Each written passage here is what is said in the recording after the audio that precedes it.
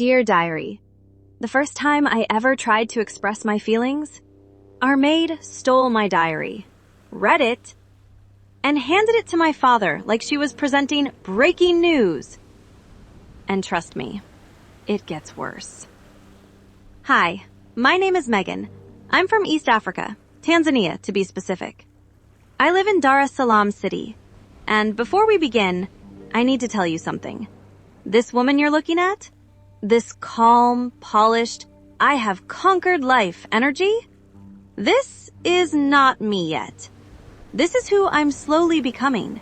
Because the girl I'm about to tell you about, she was dramatic, emotional, slightly unhinged, and writing arrogant essays in a secret diary like she was starring in her own soap opera. This channel is me finally sharing what should have been in my diary. Every Saturday, I will be sharing one chapter at a time. And if you've ever had something you couldn't say out loud, you're home. When I was 14, I had a dream. Not to become a CEO, not to travel the world. My dream was to keep a diary. Because in an African household, especially with a strict father, you don't express yourself. You respect. You obey. You breathe quietly. And my father? Arguing with him was not a career option. So my diary became my rebellion. It was the only place I could talk back. Oh, and I talked back. If my father scolded me, dear diary, I wrote dissertations, paragraphs, emotional damage reports. One day, he will regret this. Regret what, Megan? Telling you to wash dishes? I was unwell. One afternoon, I came home from school, and something felt wrong. My diary was not where I left it. And at 14, that is not stress. That is a heart attack. Later that evening, my father called me, and he had my diary in his hand. I died.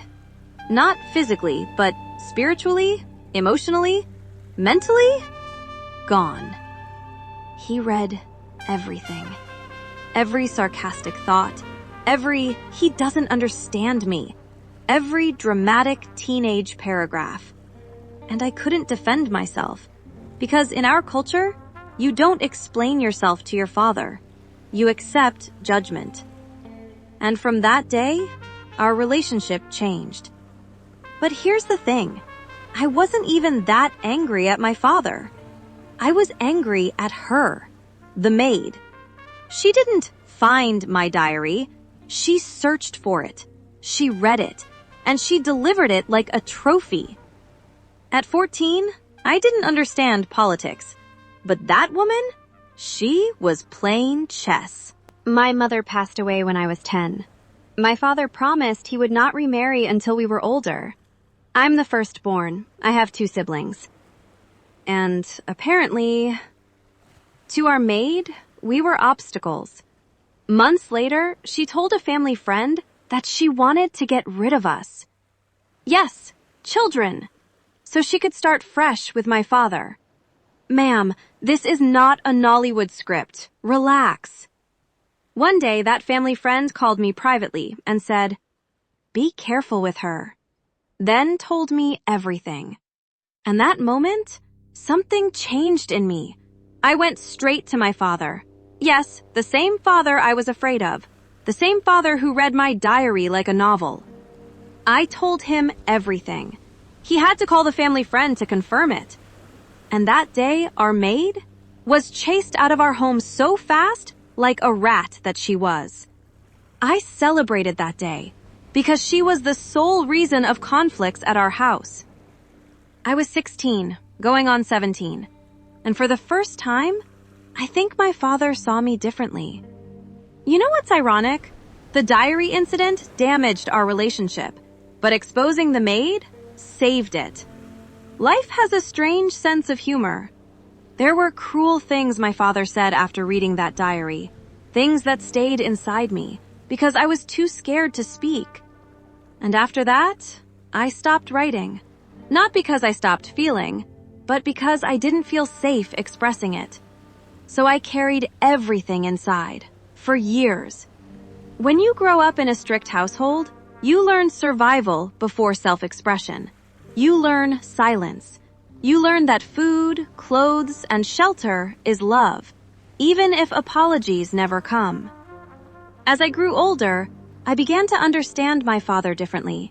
He was grieving. He was raising 3 children alone. He was scared. And in his own way, when our relationship softened over time, that was his apology. He never said, "I'm sorry," but he stayed. And sometimes, that's how love speaks. So why am I here now? Because 14-year-old me deserved a safe diary, and she never got one. So now, you are my diary. Every Saturday, I'll share a chapter. The embarrassing, the dramatic, the foolish, the brave, and the lessons I learned too late. Tell me something. Have you ever had your privacy betrayed? Have you ever had strict parents you couldn't talk back to? Did your relationship ever heal? Or did you just grow up and carry it quietly? Tell me in the comments. Let's talk. Dear Diary, the girl who lost her voice at 14 is speaking now. And yes, it got worse before it got better. But she survived. And so did I. See you next Saturday, besties.